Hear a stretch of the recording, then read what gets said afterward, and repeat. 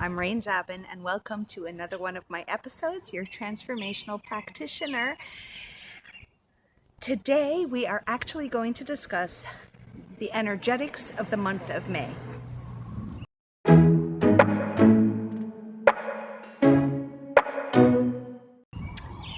Which seem to be extremely exciting and still in the challenging department when one is still unraveling the old version and the old identity and what is coming forth with the new identity. Now, I felt prompted to do this video to be of service. And what I've come to understand is there are three prominent versions of you that exist right now. Okay? And that's outside the younger versions of you that need your attention. But there are three prominent versions of you in existence in this timeline, presently clear for you and for all of us, including me. There is the past version, the old version, the version that has kept you alive till today, right? There is the present version of you, and the present version of you is the version of you that's like, I don't know who I am. I can't resonate with who I was. I don't even know what my future looks like. I don't even know who I am. I'm getting bits and pieces of who I think I am, and I can't resonate anymore with the past. And this present that you're in is very like, who am I? Like, what is going on? And I've discussed this on many times. This is going to happen for the next few months, if not more, except it's going to get clearer and clearer and clearer as we move along the path. And then the third version that's in existence now is your future version, is the new identity, is the higher self that has embodied you, that has the version of you in the future. So these three are very clearly in evidence right now, and the you that's in the now is too scared to trust in the future version of you and too scared to let go of the old version. So you're kind of in a limbo-y place. However, it's very important. This limbo-y place is very good. It's meant to be exactly the way it is, because one needs to be consciously aware of what is happening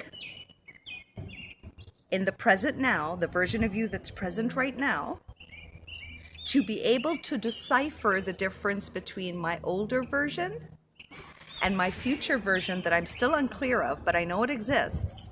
And now I'm in the middle trying to release this version of me so that I can free up myself to move into this version of me. So we are in the perfect place right now to release, to purge old beliefs, to look at our shadow self and accept it, which I like to call the disempowered versions.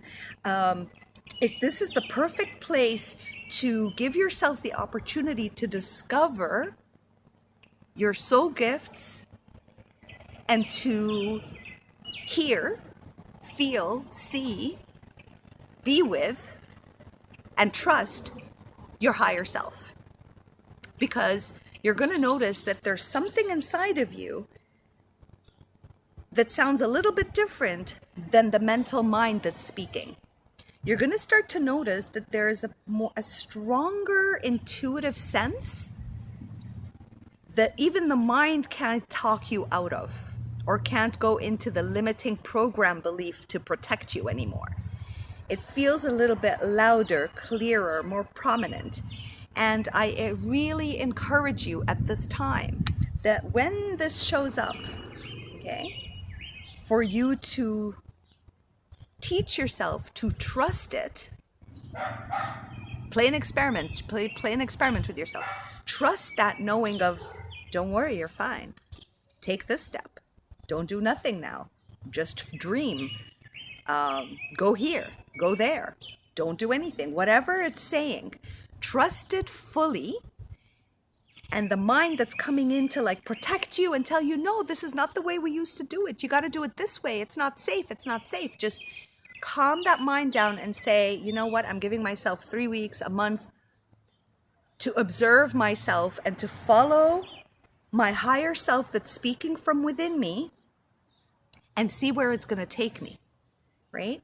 Because that higher self is your future self speaking to you now, directing you, and you're going to notice that it's really hard to go back to old patterns, to stay in the old energy, to stick to what used to be you that isn't you anymore. Like it doesn't work anymore. For some strange reason, it cannot function anymore in the right way. Now, I know there are many of you in different phases, right? In different stretched phases. There are those who just woke up and is like, what the hell is going on? I don't understand any of this. And I completely get that. And you can watch any of my videos to clarify and help you through it. And then there are those that are like, I've been working on this for years, and why is it so prominent and like in my face, and it's not going away? Because it's time for you to be okay with the fact that it's actually showing up this year, this month, this moment in time, because it needs to truly be seen, not just like, oh, I need to see you so I can get rid of you. That's no more the intention. It's I need to see you, which is see me and all parts of me, all the versions of me that have existed in all the realms of my timeline. I need to see all of them as they show up, right?